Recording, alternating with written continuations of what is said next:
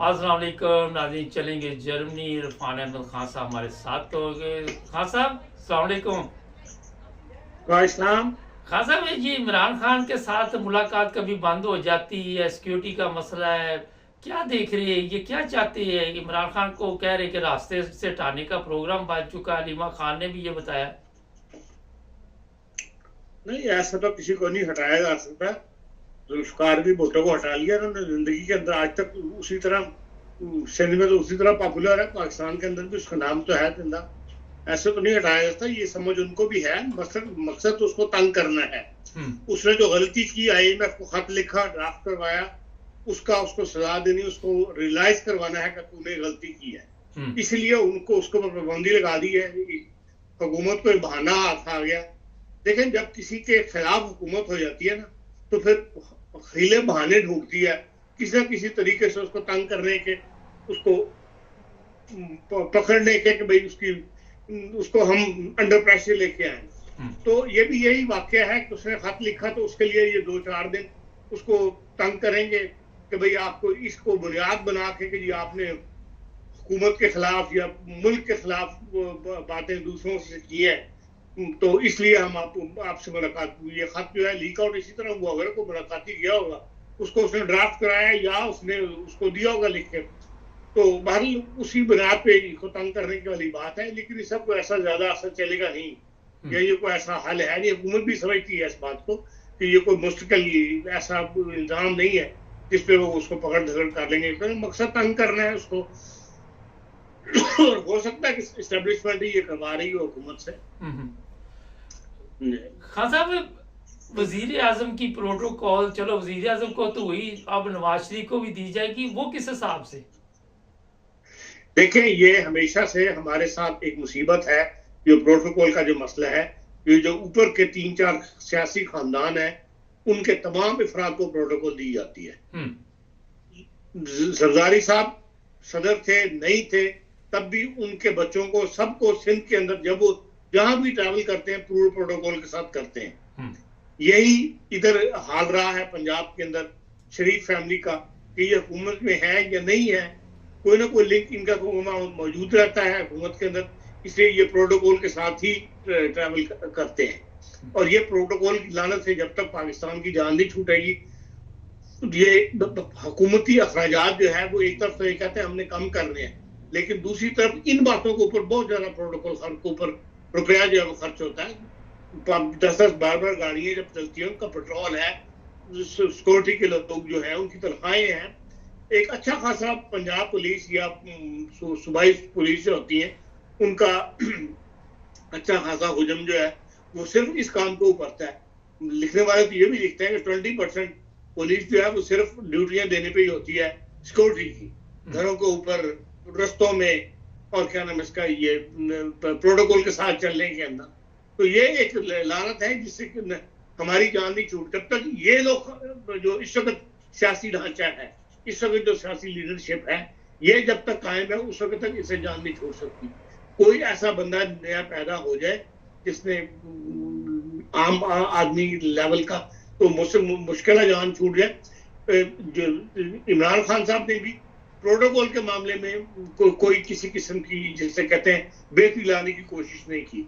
उनके जमाने में भी प्रोटोकॉल इसी तरह जारी रहा है, उनके अपने लोगों का भी और बाकी सियासी लीडरों का भी। हाँ साहब, चीफ इलेक्शन कमीशन के मतलब रिपोर्ट आ रही कि उसे किसी दूसरे मुल्क भेजा जा रहा है, इसी तरह और भी लोग। आप क्या समझते हैं कि ये जो लोग होते हैं, जब ये पेंशन के करीब पहुंचते हैं, रिटायरमेंट के करीब पहुंचते हैं, फिर इनको कहीं स्पीड लगा दिया जाता है? तो अभी आपने कहा कि कोई नया बंदा है, नया बंदा किस तरह आ सकता है पाकिस्तान में? देखिए, एक तो आपका सवाल क्लियर नहीं आया, आवाज नहीं आ रही। बात यह है कि जो चीफ इलेक्शन कमिश्नर है, उसको एज ए मुबस्सर बनाया, नॉमिनेट किया गया है रूस के इलेक्शन के अंदर। रूस में सदारती इलेक्शन जो है वो शुरू हो चुका है, 16 तारीख या 16 तारीख से शुरू होना है। तो उसके लिए वो जो मुबस्सर बनाए, इंटरनेशनल बनाए गए हैं, उनके अंदर उनका भी नाम है, हमारे चीफ इलेक्शन कमिश्नर का। तो उसलिए वो एक हफ्ते के लिए रूस गए हैं। तो 3 दिन तक इलेक्शन चलना है वहां पे रूस के अंदर, सदारती, फिर उसके रिजल्ट वगैरह आने हैं। तो उस सिलसिले में वो वहां गए हैं। इसका इस बात से कोई ताल्लुक नहीं कि भाई वो को भाग रहे हैं या उनको निकाला जा रहा है। नहीं, लेकिन खान साहब अपने मुल्क में वो इलेक्शन ठीक नहीं करवा सका, तो वहां के इलेक्शन पे वो क्या एक वैसे मजाक ही है ना। नहीं देखें, ये तो आपकी राय है ना, ये मेरी राय है, अवाम की राय है। लेकिन जिन लोगों ने मुबस्सिर नॉमिनेट करने होते हैं उनके लिए तो उन्होंने अपने हिसाब से नॉमिनेशन करनी होती है। उन्होंने ममालिक के नाम लिखे हुए होते हैं, कहाँ इस मुल्क से हमने मुबस्सिर वहां भेजना है, तो उसमें पाकिस्तान का नाम होगा तो जाहिर है जो चीफ इलेक्शन कमिश्नर है वही जाएगा। अब कोई पुलिस का महकमे का बंदा तो नहीं जाएगा ना वहाँ जी। इलेक्शन की बात है, चीफ इलेक्शन कमिश्नर ही जाएगा जी। खान साहब, एक जो सवाल इस वक्त बढ़ाया है मैं कि जो आटा तकसीम किया गया लोगों को वो खाने के काबिल नहीं है, तो क्यों नहीं आज तक हमारे जो लोग, चलो नंबर तो बनाने होते हैं, तो क्यों नहीं अपने इमाम को कोई खुराक ठीक देना चाहते ताकि ये सेहतमंद ही ना रहे, बीमार ही रहे। देखें, यही तो सिस्टम की खराबी है कि इन मामलात में एहतसाब का जो दफ्तर है वो क्यों मूव नहीं करता। ये वहां फ्लोर मिले मेरी आपकी तो नहीं है ना, ये इन्हीं लोगों की है जो इलेक्शनों में, सूबाई इलेक्शनों में खड़े होते हैं, ये देखो नेशनल इलेक्शन में खड़े होते हैं। ये कम से कम जो सूबाई असम्बली के मेंबरान है ये छोटे लेवल के कारोबार करते हैं और इनमें से अक्सरियत की फ्लोर मिलने वगैरह होती है। और ये उन्हीं से, या तकसीम करने वाले जो है अगर उनकी फ्लोर मिले नहीं है तो उनसे राब्ते हैं, तो उनसे ही आटा बनवाते हैं, कम पैसे देके, तो उसमें आटे का म्यार गिर जाता है। ये सारा निजाम तो सिस्टम की खराबी है। यहाँ एक साहब बेरों को अमल दखलदार करना चाहिए और उनको पकड़वाना चाहिए, पकड़ना चाहिए। अगर जो फूड इंडस्ट्री, फूड को कंट्रोल वाले लोग हैं वो भी जिम्मेदार है, उनको भी एक साहब बोरे को साथ इन्वॉल्व करना चाहिए। जब तक इस किस्म के सख्त इकदाम नहीं उठाएंगे उस वक्त हमारा सिस्टम ठीक होने वाला नहीं है। इसीलिए आज हम हर तरफ बेकारी बन के फिर रहे हैं कि इसलिए कि हमारे सिस्टम ऐसे हमने अडॉप्ट कर लिए जिससे पैसे का ज़िया बहुत हुआ और खजाना जो वो खाली होता चला गया। खान साहब, एक बड़ा अहम यहाँ पे सवाल है कि कल अमीन गंडापुरी की मुलाकात थी शहबाज शरीफ से, तो लोग ये कह रहे जी आपने इमरान खान के बगैर पूछे या इमरान खान को इत्मीनान में लिया है, तो आप क्या समझते हैं इस बारे में? देखें, अब वो हुकूमत का हिस्सा है, सूबाई हुकूमत का सरबराह है। अब खाली वो तरीके इंसाफ नहीं है, पूरे सूबा सरहद में दूसरी पार्टियां भी शामिल हैं, दूसरे मतलब अवाम का नुमाइंदा है वो। इस वक्त जो सियासत उसने करनी थी वो कर ली, उसके बाद अवाम की अक्सरियत ने उसको मुंतखब कर लिया। अब हुकूमत का कारोबार भी तो चलाना है ना, खाली इमरान खान को तो नहीं देखना, ये तरीके इंसाफ की पॉलिसी को नहीं देखना। पहले उन्होंने 3 साल से वहां हुकूमत की है तरीके इंसाफ ने, और जिदबाजी लड़ाई झगड़ा देख के तो क्या हासिल किया, ना सूबे ने कोई तरक्की की। अब अगर वो ऐसा इल्जाम उठा रहा है एज ए वज़ीर आला, जो उसका फर्ज है, जिसका उसने हलफ उठाया है, तो इसमें कोई हर्ज नहीं।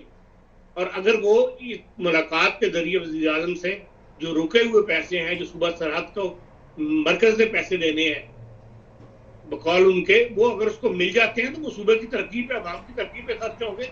इसमें तो ये नहीं सोचना चाहिए कि इमरान खान साहब से अगर मिल के मुलाकातें करने लगी तो फिर वो खुद किस बात का वज़ीर आला हुआ जी।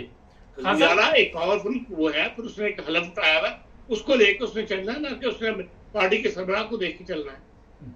खान साहब, मरियम कहती मैं भी तनख्वाह नहीं लूंगी, जरदारी कहता मैं भी तनख्वाह नहीं लूंगा, और भी मेरे ख्याल कोई 2-4 बंदे आ जाएंगे सामने।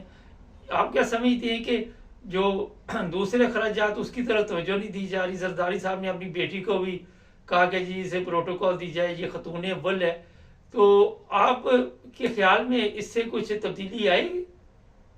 नहीं, कोई तब्दीली नहीं आएगी। ये जो तनख्वाहें है ना इनकी, ये इनके लिए इन लोगों की अपनी आमदनी मुख्तलिफ ज़राए से इतनी ज्यादा है कि इसके लिए इनकी कोई हैसियत ही नहीं है। 2-4 लाख रुपए की अगर तनख्वाह सरकारी तौर पर लेते हैं तो उसकी कोई हैसियत नहीं है। हाँ, जो वजीर खजाना है जो बना औरंगजेब के, जहांगीर औरंगजेब साहब, वो 3 करोड़ रुपए लेता था महीना तनख्वाह हबीब बैंक लिमिटेड से, वो छोड़ के वो आया है वजीर खजाना बना है चंद लाख के ऊपर मुल्क की खिदमत करने के लिए। वो आप कह सकते हैं हाँ कुर्बानी है। इन लोगों का तनख्वाह लेना तो कोई मायने नहीं रखता, इनकी अपनी आमदनी इतनी ज्यादा है कि इनको परवाह नहीं इसकी कि हरों के दिन की जेब में 2-4 लाख रुपए तो जो उनकी तनख्वाह भर जेब में इनके होते हैं खर्च करने के लिए। इसलिए मैं इस बात को अहमियत नहीं देता कि ये कि हम तनख्वाह नहीं लेंगे, या मोहसिन नकवी साहब ने कहा कि जी वो तनख्वाह नहीं लेंगे।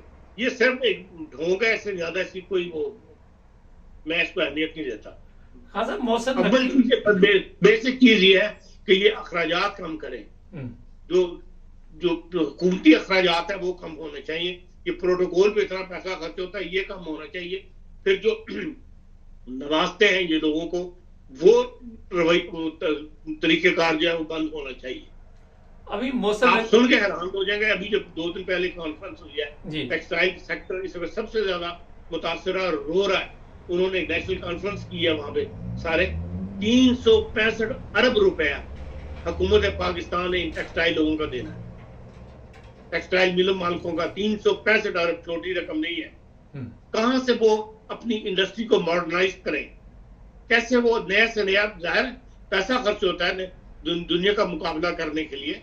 दुनिया की टेक्सटाइल इंडस्ट्री के अंदर उसमें का पाकिस्तान का जो शेयर है वो 9% है सिर्फ, जबकि दुनिया पाकिस्तान की सबसे बड़ी इंडस्ट्री जो है वो टेक्सटाइल ही है। पूरी दुनिया टेक्सटाइल इस्तेमाल करती है। तो इन बातों की तरफ तवज्जो नहीं, ये बातें कि जी हम तनख्वाह नहीं लेंगे, इसकी कोई वैल्यू नहीं। खान साहब, मोहसिन नकवी को वजीर दाखिला बना दिया गया है, ये मुझे बताइए कि पीटीआई की और भी शामत आने वाली है?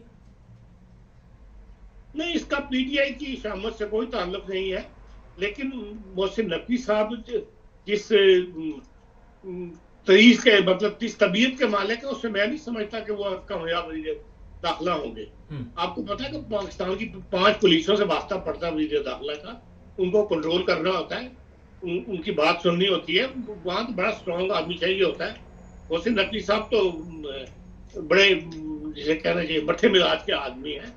उनकी सारी उम्र उन्होंने सहाफत की है या उन्होंने अब टीवी चैनल चलाए हैं, तो इस लिहाज से तो उनकी ये फील्ड नहीं है कि उनको ये काम दिया जाए। मैं नहीं समझता कि भाई ये आया आर्जी तौर पर दिया गया है या उनको मुश्किल एस्टेब्लिशमेंट ने रखवाया है। आमतौर पर एस्टेब्लिशमेंट रखवाए तो अपना कोई ना कोई रिटायर्ड जनरल रखवाती है ऐसे कामों के लिए, लेकिन बहरहाल हुकूमत ने उनको नॉमिनेट तो किया, वज़ीर दाखिला पर आया। खुदा करे कि वो कामयाब रहे और मामलात को संभाल सके।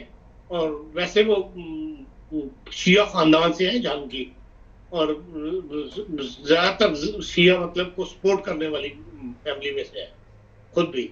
ऐसे में सुन्नियों का मुल्क है, वो उसको बर्दाश्त कर लेंगे, ये भी एक सवाल है। अच्छा खान साहब, ये बताइए कि कहा जा रहा है कि ये गवर्नमेंट सिर्फ 1-2 साल चलेगी, या अभी से इस तरह की खबरें लगानी शुरू कर दी है सोशल मीडिया पे ही मैंने सुनी। आप इसका क्या देख रहे हैं कि सही है कि इतनी देरी चलाने का प्रोग्राम है ये सारा? देखें, इस हुकूमत का जो है ना डिपेंड करता है IMF के साथ आपका क्या मुआहदा होता है। अगर तो IMF के साथ आपका एक ढीला ढाला मुआहदा हो गया इन मानों में कि जिसके ऊपर पाबंदियां कम लगी पाकिस्तान के ऊपर, और उनको एक प्ले खेलने के लिए वक्त मिल गया कि भाई पैसे को इधर से उधर कर सकें, जो उनसे IMF से मिलता है, अपनी मर्जी से खर्च कर सकें, लोगों को रिलीफ दे सकें। जैसे अब 12 अरब का रुपए का रिलीफ दे दिया उन्होंने रमजान के अंदर। अब ये IMF को पसंद नहीं आया होगा। IMF तो कसना चाहती है पाकिस्तान को, हुकूमत को, कि ये जो आप इधर से उधर पैसा मूव कर देते हैं इसको बंद करें और सिस्टम के साथ चले। तो अब कह तो रहे हैं, वज़ीर खजाना साहब ने जो तकरीर की है उसमें कहा तो है कि हम ये पुराना सिस्टम जो है इसके साथ को हम छोड़कर जिस तरह के बताया गया है उसी के मुताबिक हम चलाएंगे। और अभी जो उन्होंने वज़ीर खजाना का चार्ज लेने से पहले कराची में जो सेमिनार हुआ है उसमें जो उन्होंने तकरीर की है उसमें उन्होंने यही कहा है कि भाई मैं आतिफ मियां के जो प्लान दिया है उससे बड़ा मुतासिर हुआ हूँ। मैं उनसे मिला तो नहीं, लेकिन जो उन्होंने तजावीज़ दी है पाकिस्तान की इसके लिए इकोनॉमी को बढ़ाने के लिए मुझे वो पसंद आई है। तो अगर वाकई वो करने में कामयाब हो गए, तो अगर वो इस सोच के साथ आ रहे हैं कि हाँ भाई मैंने सबको साथ लेके चलना है, सबकी बात सुननी है, जो भी मुल्क की सारी तरक्की के लिए काम करता है, ये तजवीज़ देता है, उसको कबूल कर रहे हैं, तो फिर तो ये हुकूमत चल पड़ेगी। और अगर इन्होंने पुराने तरीका इख्तियार किए जिस तरह ये आज तक करते आए हैं, तो फिर तो अब हुकूमत के पास इतना पैसा नहीं है कि वो इतना दमखम नहीं है कि वो अपने रोजमर्रा के मामला जो है वो चला सके। इसीलिए 7 रुकनी कमेटी बना दी और वज़ीर आज़म ने जो अखराजात को कंट्रोल करने के लिए प्लान देगी। और अखराजात तो प्लान से कंट्रोल नहीं होते, नीयत से होते हैं। अगर इनकी नीयत है और ये खड़े हो जाओ, ये प्रोटोकॉल के ऊपर जो बेपनाह पैसा खर्च होता है, इस किस्म की तमाम हरकतें बंद कर दें, तो फिर हुकूमत बाली इस्लाम तो पैसा आता है हुकूमत के पास, जिससे वो अपनी रोजमर्रा के मामला को चला सके। असल मसला तो हमारा जो है, बहुत ज्यादा खर्चा हमारा सिक्योरिटी के ऊपर हो रहा है। दिन ब दिन सिक्योरिटी के मामला बढ़ते चले जा रहे हैं, इसकी वजह से सिक्योरिटी पे बहुत ज्यादा पैसा जो है हुकूमत का खर्च हो रहा है। इतनी सिक्योरिटी इदारे बनाने पड़ गए और उनके ऊपर तनख्वाहें हैं, खर्चा है। वो अगर कम हो जाए, दहशत गर्दी पे काबू पा लें ये लोग, तो फिर बाहर हुकूमत और अनकाबी जाएगी। चलें, बहुत शुक्रिया खान साहब। नहीं, सिक्योरिटी पे खर्चा, क्राइम में इजाफा, पुलिस जब आगे पीछे इनके भागेगी तो आम शहरी वहां पे महफूज कैसे रहेगा, आम शहरी को वहां तहफ़्फ़ुज़ कैसे दिया जाएगा, ये एक बहुत बड़ा सवाल है। जुड़े रहे हमारे साथ, हमारे चैनल को भी सब्सक्राइब करें।